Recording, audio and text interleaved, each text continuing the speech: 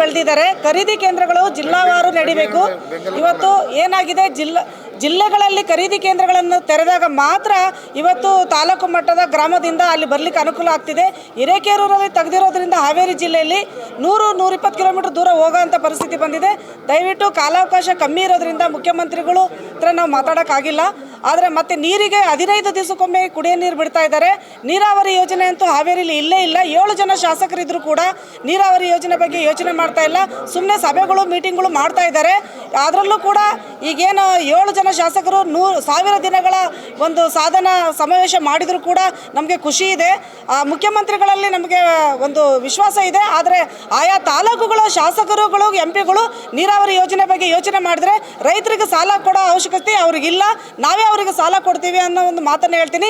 5 ಲಕ್ಷದ ಒಳಗಿನ ಏನು ಸಾಲ ತಗೊಂಡಿದ್ದಾರೆ ರೈತರು, ಅದನ್ನು ಮನ್ನಾ ಮಾಡೋ ಅಂಥ ಸರ್ಕಾರ ಮುಂದಿನ ದಿನಗಳಲ್ಲಿ ಬರಬೇಕು.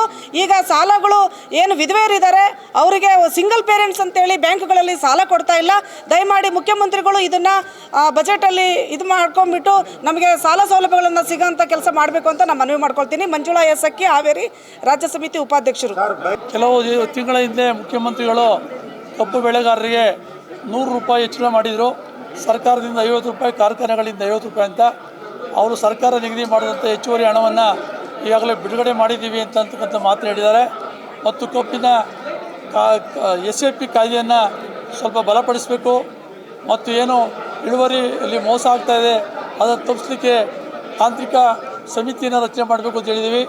ಕರ್ನಾಟಕ ರಾಜ್ಯದಲ್ಲೇ ಆತ್ಮಹತ್ಯೆ ಇಡೀ ದೇಶದಲ್ಲಿ 2ನೇ ಸ್ಥಾನ ಪಡೆದಿದೆ. ಇದನ್ನು ತಡೆಗಟ್ಟಲಿಕ್ಕೆ ಬೇಕಾದಂಥ ಕ್ರಮಗಳನ್ನ ಕೈಗೊಳ್ಳಬೇಕು ಅಂತ ಹೇಳಿದ್ದೀವಿ.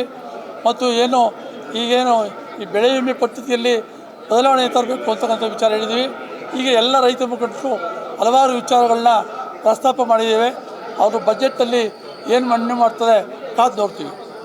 Thank you. ಭಾಗದಲ್ಲಿ ಕರೆಸಿ ನಮಗೆ ಇಲ್ಲೆಲ್ಲ ಆಹ್ವಾನ ಮಾಡಿ ನಾವು ವಿಜಯಪುರ ಜಿಲ್ಲೆ ಅಂತ ಬಂದಿದ್ದೀವಿ. ಬಹು ಬೇಡಿಕೆ ಇದೆ. ಯಾಕಂದರೆ 116 ದಿನ PPT ಹೋರಾಟ ಮಾಡಿದ್ವಿ. ವೈದ್ಯಕೀಯ ಕಾಲೇಜ್ ಹೋರಾಟ ಮಾಡಿತ್ತು. ಆ ಹೋರಾಟದಲ್ಲಿ ನಮ್ಮ ಮುಖ್ಯಮಂತ್ರಿಗಳು ಬಂದು ಘೋಷಣೆ ಮಾಡಿದ್ರು, ಈ ಬಜೆಟ್ನಲ್ಲಿ ಮೆಡಿಕಲ್ ಕಾಲೇಜ್ ಘೋಷಣೆ ಮಾಡಲೇಬೇಕು. ಯಾಕಂದರೆ ಮೊನ್ನೆ CM ಅವರು ಮೊನ್ನೆ ಬಿಜಾಪುರ ಜಿಲ್ಲೆಗೆ ಬಂದಾಗ ನಾವು ಮನವಿ ಕೊಡಬೇಕಂದ್ರೆ ಮನವಿ ಕೊಡೋಕ್ಕೂ ಅವಕಾಶ ಕೊಡಲಿಲ್ಲ ಮಾನ್ಯ ಉಸ್ತುವಾರಿ ಮಿನಿಸ್ಟ್ರು. ಹಾಗಾಗಿ ನಾವು ಯಾಕಂದರೆ ರೈತ ಹೋರಾಟಗಾರರು ಬೇಜಾರು ವ್ಯಕ್ತಪಡಿಸ್ತದೆ. ಯಾಕಂದರೆ ನಾವು ಸಮಯ ಇಲ್ಲಿ ಬಂದಿದ್ದೀವಪ್ಪ ಅಂತಂದರೆ ಎದಕ್ಕೆ ಬಂದೀವಿ, ಯಾವ ವಿಚಾರಕ್ಕೆ ಬಂದೀವಿ. ನಮ್ಮ ಬಿಜಾಪುರದ 100 ಸಮಸ್ಯೆಗಳಿವೆ. ಕಾಲುವೆಗಳು, ನೀರಾವರಿ ಇಲ್ಲ, ನೀರಾವರಿ ಯೋಜನೆಗಳು ಬೇಕಾಗಿದೆ ನಮ್ಮಲ್ಲಿ. ಮತ್ತು 13 ತಾಲೂಕುಗಳಿವೆ. ಹೊಸದಾಗಿ 7 ತಾಲೂಕು ಘೋಷಣೆ ಮಾಡಿದೆ. ಆಯಾ ತಾಲೂಕುಗಳು ಯಾವ ಕಚೇರಿಗಳೂ ಇಲ್ಲ. ನಾವು ಆ ಕಚೇರಿಗಳನ್ನು ಇಂಪ್ಲಿಮೆಂಟ್ ಮಾಡಲೇಬೇಕು ಸರ್ಕಾರ ಬಜೆಟ್ನಲ್ಲಿ. ಅದನ್ನೆಲ್ಲ ಬೇಡಿಕೆ ಇದ್ದು ಆ ಬಿಜಾಪುರ ಜಿಲ್ಲೆ ನಮ್ಮ ಬೇಡಿಕೆಯನ್ನು ತಾವು ಸಮರ್ಥಿಸಿಲ್ಲ ಅಂತ ನಾನು ನನ್ನ ಮನೋಭಾವನದಲ್ಲಿ ನಾನು ವಿಷಾದ ಪಡಿಸ್ತಾ ಇದ್ದೀನಿ. ಕರ್ನಾಟಕ ರಾಜ್ಯ ಒಕ್ಕೂಟದ ಸಂಚಾಲಕ.